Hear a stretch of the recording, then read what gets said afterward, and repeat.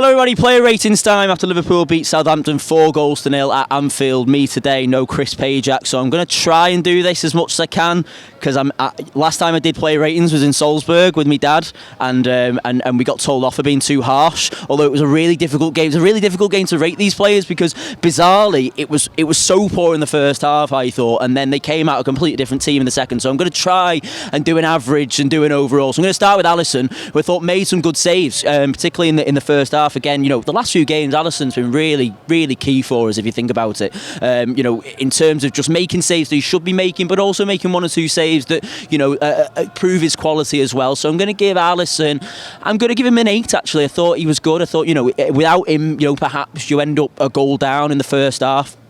And you go into the half-time trailing, and you know how it is then with these teams who like to sit a little bit deeper. They're going to sit deep and they're going to cause you problems in the second half. So it was a good job we had him there. Trent Alexander-Arnold, okay. I thought it's difficult in the second half. Everybody was so much better. So for me, it's difficult to give an average. I think Trent was probably a 7.5. I don't know if I'm being generous there or not. I thought, attacking again, he plays some fantastic balls all over the pitch, doesn't he? And in terms of, did he get an assist today? Don't think he did. But, still his creativity's there. He's an attacking threat, and he's such a big part of how we go forward, particularly when we stepped up that intensity in the second half as well. So I'll give him a 7. Joe Gomez, I thought he was really, really good. I thought both centre-backs were, actually, so I'll do them as a pair, Virgil van Dijk and Gomez, because I want to give them both an 8. Just getting a tackle and getting the foot in, being dominant and sharp on the ball, but also being just bullying defenders. I mean, Danny Ings, he's a good player, and he got a good reception when he went off, but he didn't really get a sniff today, other than the sloppiness in the first half in the midfield that I'm going to talk about in a minute. But I do think that overall, the centre-backs bullied the strikers, really. Even when Charlie Austin came on, he didn't get a sniff either, did he? So I'm going to give both centre-backs an 8. Andy Robertson, I didn't think was quite as good today. I don't know whether it's just, he is lacking a little bit of form at the moment. There's been a few, by his standards, performances that haven't been quite as good. So I'm going to give him a 6.5. Pushing on a 7. Again, I'm wary of being told that I'm being too strict or too generous, but do let me know in the comments. I just didn't think he was as good today. But again, it was partly down to a lack of sharpness in the first half, and then how that changed in the second half. So let's move on to the midfield. Fabinho, a little bit better than West Ham and Shrewsbury. I thought coming in from the start probably helped him. It probably helped as Liverpool got themselves into the game. Particularly in the second half, I thought Fabinho was pretty good, but I thought his sloppiness actually at times was the reason that Southampton found themselves creating a few chances in the first half. So I'm going to give him a 6. I didn't think he was. Again, I think his first half performance has stuck in my mind more than his second half performance, and that's obviously because as a team we were attacking more in the second half, and it meant that there wasn't as much reliance on a defensive midfielder, and therefore what Fabinho was doing wasn't quite as highlighted.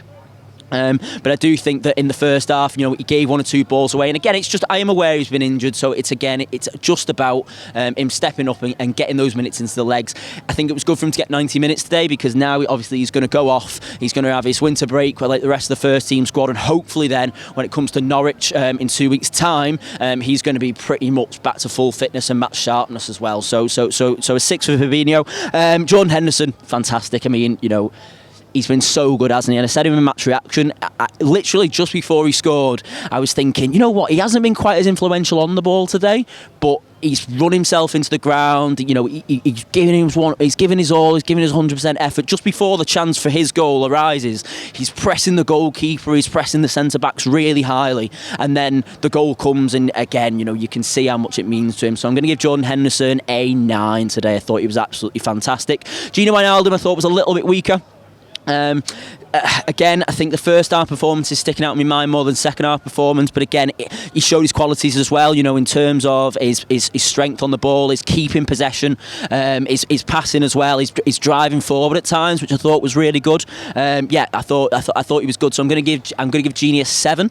And then on to the front three that started. Alex Oxlade-Chamberlain, absolutely outstanding. You know what? In the when we were building up to this game on the Uncensored Match build-up show, we discussed the possibility of putting Oxlade-Chamberlain out wide. I opted to go with Origi if he was fit. Just because I think, in a Liverpool shirt, when Oxlade-Chamberlain played right over front three, we haven't seen him be quite as effective. But today he really was. He really, really was. Even in the first half, when the team in general weren't that good, I thought his performance was probably he was probably the best player on the pitch for us in the first half, in terms of just bursting away from defenders and turning sharply on the ball and looking lively. And if anything was going to happen in that first half, it felt like it was going to come through Oxlade-Chamberlain. And then obviously in the second half, he gets the goal. It's a really good finish from him, cutting in from the right hand side and burying it. And then again, he just looked dangerous anytime he was on the ball, and he was making those like diverting runs as well that we're kind of used to seeing from Salah most of the time, in terms of dragging defenders away and causing a problem off the ball, and we were seeing them from Chamberlain as well. So it wouldn't surprise me if between now and the end of the season we saw Chamberlain on the right hand side, in games where he's looking to rotate the any one of the wingers. It wouldn't surprise me whether we saw him on the left or the right hand side again, as we look to go forward this season. Roberto Firmino, I thought he was poor first half, to be honest. I don't think he was in the game enough. But in the second half, again, it was like he was a completely different player. He was absolutely outstanding. I'm going to give Firmino a 7. Did I rate Oxlade-Chamberlain, by the way? I'm going to give him a 9. I think he was really good in that sense. Chamberlain, I'm going to give. Firmino, I'm going to give a 7 overall. Maybe a 7.5, because I thought in the second half he really was instrumental in making things happen and creating chances. Firmino overall really, really good. And then Mo Salah, again, same story really. He struggles to get in the game a little bit in the first half, but in the second half he was so dangerous, wasn't he, in terms of his close control, his finishing. He was absolutely outstanding. So Salah, I'm going to give an 8. Subs, Minamino comes on, misses a sitter, doesn't he? It's a shame, because it would have been really good for him to get himself his first goal, but it wasn't to be today. I'm going to give Minamino a 6.5, maybe a 7. Naby Keita, I thought was really good actually. It surprised me how sharp he was when he came on the pitch. I think he creates a chance, doesn't he? He plays a really good pass on the edge of the box. It might have been for Firmino. Again, just that close control from Keita, and he does, when he does get going, he does have an eye for a pass that no one else sees. So I'll give Keita a 7.5 actually. In the context of the game and the context of what he did when he came on, and given the fact that he's been injured as well, I was impressed by Keita. Who's the third sub? Lallana. Not much to say about Lallana's performance, to be honest. It was the last sub, wasn't it? I think it was a chance really to give Jordan Henderson a bit of an ovation from the cop. So I'll give Lallana a 7. Why not? If I'm feeling generous, Liverpool have won.